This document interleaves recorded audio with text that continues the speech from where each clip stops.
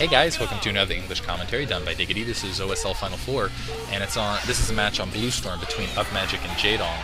And if you didn't see Game 1, looks like Jaedong pulled that match out, and it was a good match. It was a lot better than I was expecting it to be, simply because Terran have a big disadvantage there. I really feel like they're forced to kind of do a seal-in, two-factory-esque build because of the Dark Storms on the map. Jaedong, knowing that, went for a fast Mutalist build, and really pummeled Upmagic's forces, but Upmagic almost pulled it out. He did manage to kill all of Jaedong's drones, but just couldn't pull it out. It was too much with the Mutalisks, and did some clever maneuvering, which just shows you why Upmagic is here, but wasn't successful.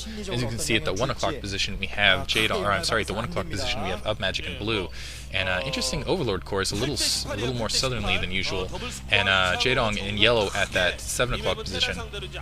Blue Storm, I think this is a map that could really favor Upmagic because he's again a very creative player, and this is kind of the map for creative players. And early scout going out for Jaedong. Wow, he might be going for another pool, or I should say another hatchery, and he could do an interesting cheese kind of hatchery build at that 12 o'clock position, and that would be extremely ballsy, and I guess that's what he put that Overlord at that kind of other course, and it looks like a seal going on Upmagic's front. He's sealing his front door, I guess worried a little bit about Ling. And maybe, I'm going to say that's a scout because it didn't take that 12 o'clock route, and that is, as you can see, the Overlord popping up right there, and if he was going to go for another hatchery, I don't think he would have built an Overlord right there. I'm going to start harassing it. That's interesting. I guess he was so worried about kind of cheese from Upmagic, knowing Upmagic's reputation, that he sent that drone up just to double check, just to absolutely make sure that Upmagic was not going to be cheesing him. And I guess that's also why that Overlord going to take that southern route. A little bit of help, just a sliver of health left on that drone there. That Overlord, as you can see, just making it halfway now. Spawning pool going down for Jaedong. So Jaedong looks like he doesn't have any gas yet, so going for kind of a Zergling build right here, very early Zergling build. Scout now going down for Upmagic as well. And continuing harassing the front, he managed to take down that SCV. Very nice micromanagement, evening up kind of that drone cost, and Upmagic not excited. You could see the look on his face there a couple seconds ago. Marine now chasing that drone back, gonna chase it back to the spawn, gonna pull that, probably gonna chase it much farther. Second hatchery going up. And now that basically Upmagic's going to get a free look at that main, he's going to see those Zerglings being built, and I think he'll definitely, I think that might have been why that early drone was pushed up. Basically what Jaedong was hoping is he could move that drone around long enough to harass that front door long enough to make sure that he couldn't get that front door seal, and if he didn't get that front door seal, he was just going to push those Zerglings up in. Unfortunately, he didn't manage to keep that drone alive, and so I definitely think that front door seal will be there by the time he gets these Zerglings up. And as you can see, that gas not down, so they're not going to be speed upgraded. An Academy going down at that front door, that's a very dangerous position for that Academy.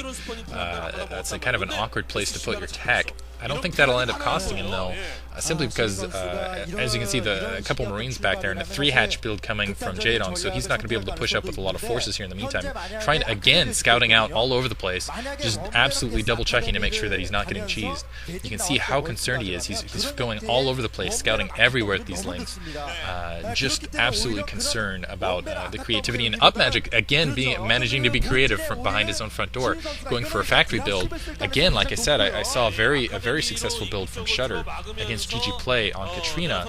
That was more of a mech build, and really what really the success to that is being able to protect against the Mutalist harass. And I think Upmagic will be able to protect against the Mutalist harass at this point against this 3-hatchery build, especially because Jaedong's been really delayed on his gas, and I think that Upmagic's seen that. He saw that gas wasn't down initially, so I think this will be more of a successful build.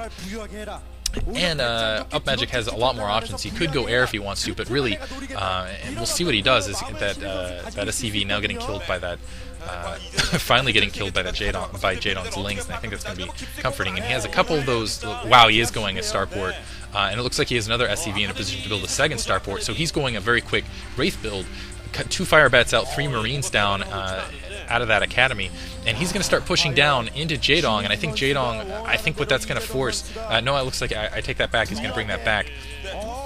Really, I thought he was going to force down to kind of make sure that Jaedong committed to putting down a couple Sun colonies, but I'm not sure how many links that Jaedong has up at this point.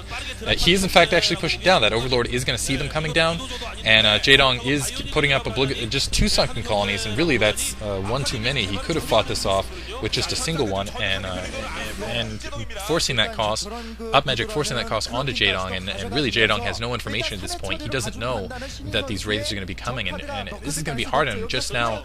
Layer tech not even finished yet. It's going to be a while before he can do anything about those raids, and I think that's going to end up costing him. That could cost him the game. We'll see how Upmagic plays it.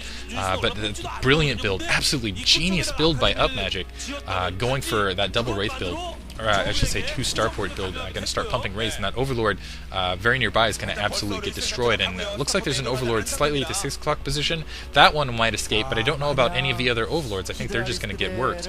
Going to let all those units back in, so those are going to be to defend against any lings that might be pouring against his front. So Upmagic, I think, could definitely be and going to clog the gap with those the Marines and the Firebats. So I think this might be an extremely successful build for Upmagic. Upmagic, first Wraith out, going to be able to take out Overlord.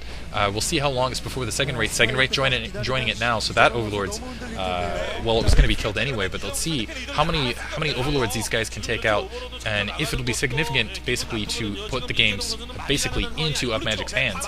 And I think it might, because as you can see, the Spire, we saw the Spire going up, but it's going to be a really long time before that Spire's finished. And that Overlord's going to get killed right there, so I'm not sure if there's going to be any Overlords left in Jaedong's space to even produce anything out of the Spire. Getting Creep Colony behind, looks like he, I'm not sure what building that is right there, maybe a Hydralisk Den. We'll see here in a second. Now going after a couple of units, and it's an evolution chamber. That's definitely clever and interesting from Jaedong. So basically, he's going to try to rely on kind of spore colonies to fight this off. That's why he's building that sunken colony behind his secondary. But as you can see, Jaedong forced to just sink res into building new Overlords, and those Overlords getting killed immediately as they're spawned. And basically, he's not going to be able to produce anything out of that Spire, even if he can.